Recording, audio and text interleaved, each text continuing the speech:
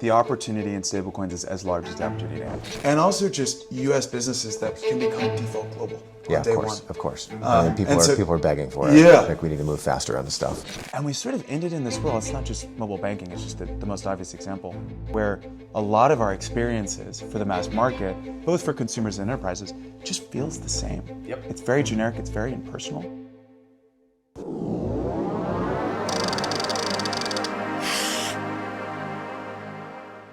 Well, Hunter, welcome to Venture Grounds. Thanks for having me. Why don't you give everybody background on yourself, do a little brief interview, and then tell us about NEA. Great. Well, myself, I've been at the firm for about 4.5 years. I'm an investor out in New York. We've got a team in the Bay Area, New York, London. We're one of the founding firms in Silicon Valley. So we've been around for almost half a century. Yeah. It's our 18th fund. Wow. Sort of seen it all, been a part of some pretty iconic stories. I spend most of my time in what I call the future of the digital economy. So mainly fintech, commerce, consumer, that kind of stuff. And New York is kind of the heartbeat of it all. So it's a cool place to be, and certainly a cool time to be doing it. Yeah. I know we've run into each other on the street, just like all over. A sandwich store in SF. Yeah, where we ran into each other somewhere else. Yeah, at the Open, like you're everywhere. Yeah. I love it. Well, we can kick things off, get into the first question. So clearly reignited the debate on whether distribution or product wins. Yeah. Where do you land on that today? How has either distribution or product changed in the age of AI agents? Yeah, it's a great question. So I think a lot of the developments, and it's not just AI, I'll throw stablecoins in there. I'll throw like a lot of the big technological revolutions and revolutions, plural, that are happening right now. Where we are today, and a lot of the companies at least that I'm looking at, are in application layer.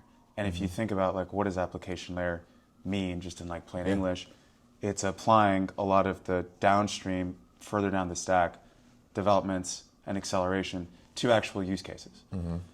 So to answer your question, distribution's like almost part of the product. Right? Because the challenge that you're trying to solve. You have to think about it before you build. Exactly. I mean, the problem that you're trying to solve is like, how do I take this wonderful revolutionary thing that's happened, again, be it in stablecoins, be it in agents, be it in AI, and apply that to a consumer and enterprise's like actual pain points, use cases, et cetera.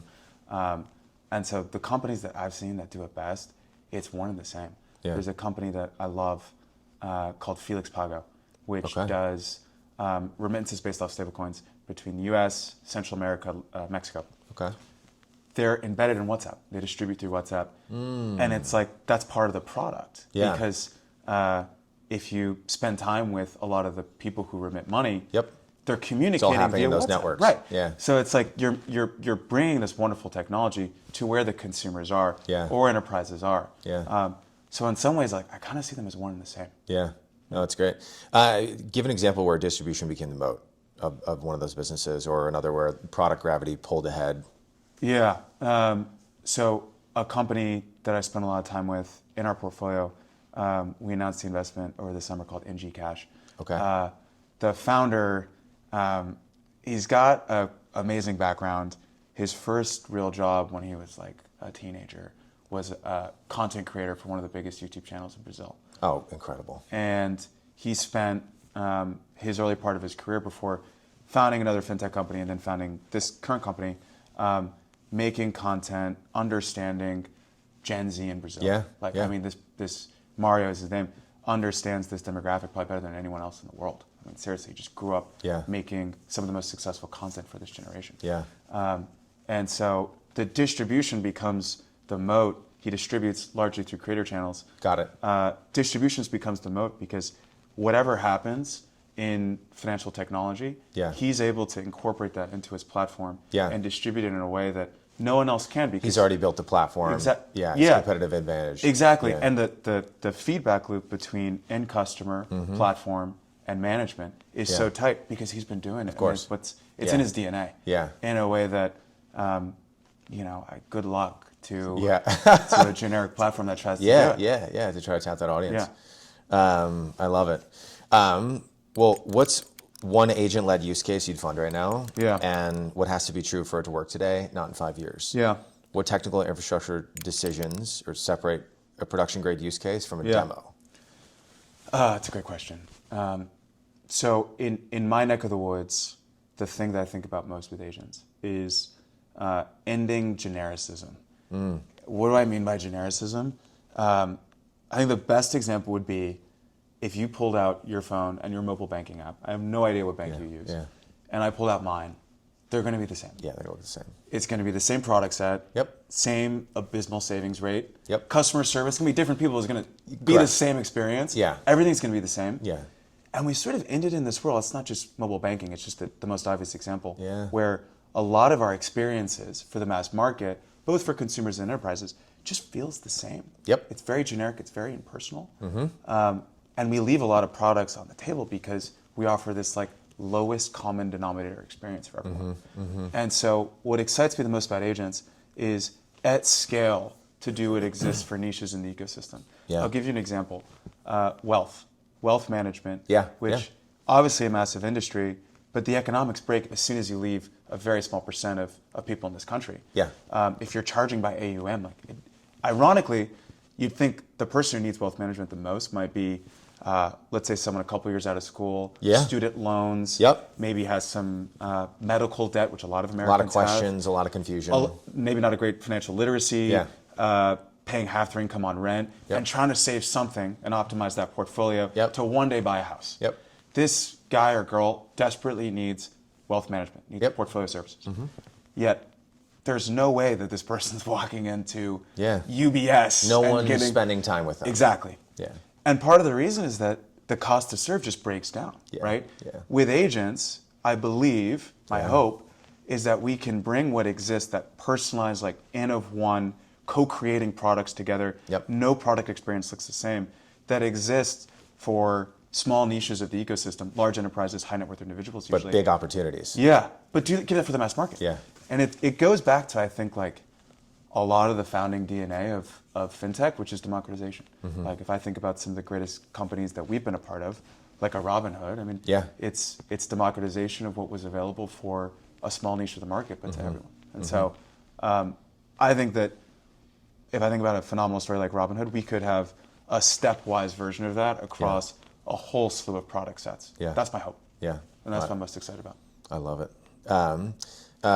As stablecoins mature from theory to mainstream use, what's the most durable way for a startup to build here? Yeah. Which use cases actually scale? Where does the UX still break? It's a great question, and one that's changing constantly as the stablecoin market evolves constantly. I see on a weekly basis two big use cases / value props for stablecoins. The first is programmability. So especially as I think you and I are probably both big believers, and I assume a lot of the people listening are big believers, agents and AI platforms will take up more and more, not just of decision making and economic activity, but actually transacting, like payments. The problem is that the programmability of agents and AI is not met by the programmability of our transactions, our payment ecosystem. We still have batch processing, right? We still try and send money overseas. Like it takes forever. It's not just batch, but it requires human inputs. Sometimes things get rejected for no reason. Like it's still a very manual, it's really a system built from the 70s. And so stablecoins as not just like a tokenized dollar, but I think about it in this use case more as programmable money, is a much more logical foundation for an agentic economy. So that's bucket one. Bucket two is we have monetary regimes that have, for logical purposes, but have gate-kept access to their currency, right? And the most obvious one being the US dollar, but it could be anything. It could be a euro, it could be a Tanzanian shilling, like it doesn't matter. And having a tokenized representation of that enables both for cross-border transactions, but for holding, saving, using a form of money that has been gate-kept. It's funny because, you know, if you're us two sitting in New York with US passports, living our lives in US dollars, I think we underestimate the power and impact of that, right? And you see it not just in places, big countries like India or a Brazil or a Nigeria, but places like Argentina, places like Venezuela, places like Lebanon, where both the ability to hold a safe asset and transact in that asset is enormously valuable in ways that, like, frankly, we just couldn't understand. Yeah. We can understand intellectually, but we can't understand emotionally until you speak with these enterprises and consumers. And so in that respect, I think about really like it's a 2x2. One axis is volume, and the other axis is pain point, or like in plain English, how much does it suck to deal with this, right? Yeah. And if you're trying to save for whatever use case in Argentina, it really sucks. It's really hard. I actually, back when I was in college, I did my sophomore year internship in Argentina, and I stayed with a family. And when we were communicating my lodging for me to come down there, they asked, like, how many dollars can you bring down? Yeah. Like, that's how much Of course. access you get discounts. Yeah. Right? Like, Argentina. And so I think mapping volume and mapping how much the pain is felt, that's where I've seen traction that, like, really makes my jaw drop. I mean, I think you have to look at some of the most successful AI use cases to see numbers and velocity like this that I'm seeing in stablecoins. So you're seeing it more outside of the U.S.? I'm seeing it either outside the U.S. or U.S. to other geo. Yep. And we're starting to see it in Treasury, mainly moving money between different accounts. Yep. And also just U.S. businesses that can become default global on day one. Of course. I mean, people are begging for it. Yeah. Like, we need to move faster on this stuff. So it is in this use case in bucket 2, it's a global story. Yeah. And yeah, we're already seeing the early innings. Yeah, that's exciting. You've written that personal context becomes the moat. Yeah. What do you think the next generation of fintech products will actually do with that context that today's don't? Yeah. So first, let me start with like the overarching vision, which is N of one financial products. Let's go back to like the me talking about wealth management. Wealth management for most high net worth individuals is an N of one product experience. You have a portfolio advisor who knows you well, knows your kids, knows it's relationship based. It's relationship based. Knows what you're saving up for. Yep. Might even know what your kids want to save up for decades from now. Yeah. Right? Know everything about you. That allows them that context, right? Those behavioral signals, and even something like there's structured data that you can put, like has 2 kids. Yeah. But then there's behavioral data, like your risk tolerance, right? Yeah. Or you want to feel good about your portfolio, so you want to have more impacts names. There's behavioral stuff that's really important for having a wonderful customer experience and optimizing for a successful wealth management. My hope when I talk about personal context is that with personal context, we can build that future for everyone. Okay. And the only way to do it is to acquire that personal context. So, I'll give you another analogy, and it's fresh because I just had my annual physical. You go to the doctor, and a good GP, right, isn't just like, let me take your height, your weight, let me do the eye test, let me take your blood pressure. They ask, like, how you feel sleeping? good when you just get the basics. Right. Yeah. Right. And for them to properly treat you, they have to know, like, are you stressed at work? Yeah. Are you eating well? Are you exercising? What kind of exercise? All of these important questions that allow them to build a better treatment plan, diagnose you if, God forbid, something happens. I think the same is true of financial services. Like, I think the equivalent of just underwriting based off a credit score is, to me coming into my GP SIG and then being like, all right, let me weigh you, let me measure your height, and let me do the blood pressure and the eye test, and we'll call it a day. We need the full picture. And my hope is that the platforms of the future, Jason like opens his banking app or an insurance product or whatever, and his experience is totally different than mine. Yeah. So just personalized through everything. Yeah. And the only way to personalize is with context. And all kinds of context, not just more data signals. It's like knowing, it might be really important if you're underwriting someone to know if they're due for a raise, right? If they're up for promotion, their financial picture is going to change radically, or if they're... Or if you're going to give them a mortgage and they're about to leave their job. Exactly, right? That won't come up. Or if they're about to propose and they're about to become dual income. That's important. You know what I mean? And these little things that traditionally is sort of behavioral noise that is ignored, but you can acquire really easily through natural language. That's my hope. Accounting, taxes, all that stuff. Exactly. I totally agree with that. Okay, when you zoom out, what's the through line in everything you're watching? The single shift you're betting on for the next 5 years? And what would have to happen for you to abandon that thesis? Yeah. The biggest through line is solve existing problems. By that I mean, if I look at, again, coming from a financial services fintech perspective, if I look at consumers and enterprises, and you go in New York, you go down Main Street, you go in the US, you go outside the US, you talk to consumers, you talk to even high net worth individuals, there's pain. Tons of pain. And there's been pain for a long time.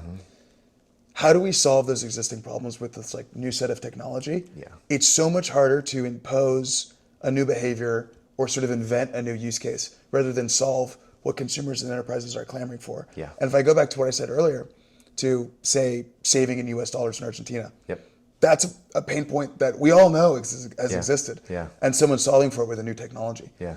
And so I think the same thing is true when I think about any of the existing problems that we have, and that's the things that I get most excited about. And we know what those pain points are. Yeah.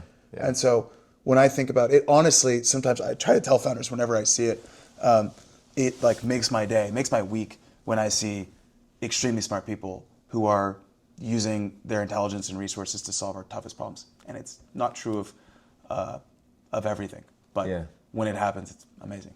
Yeah, no, it's awesome. Okay, now we're in the espresso round. Great.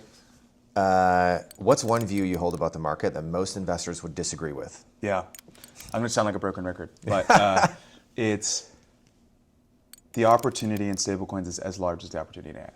That's got it.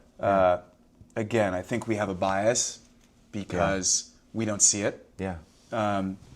But at least from a impact given to enterprises and consumers globally, I think it's as large. Yeah, it's a huge problem. Everyone knows it's out there. Okay, what's one conviction you've completely rethought in the past year? Yeah, it's a great question, and one that we should all be doing just given how quickly things are developing. I wouldn't say rethought as much as refined or gotten more precise, which is the incumbents are not asleep at the wheel. I don't know if I ever thought that as much as a VC, you get excited by greenfield opportunities. Of course. And you want to believe that there's going to be infinite greenfield opportunities, and we see things happening in AI, agents, stablecoins, et cetera. Your hope is that, well, this just leaves so many opportunities for startups, and it does. Yeah. But it's more complex. Yeah. If you think about everyone in fintech, from the card network to the payment processors to banks, like they're all moving. They're all investing in all of these technologies. Yeah.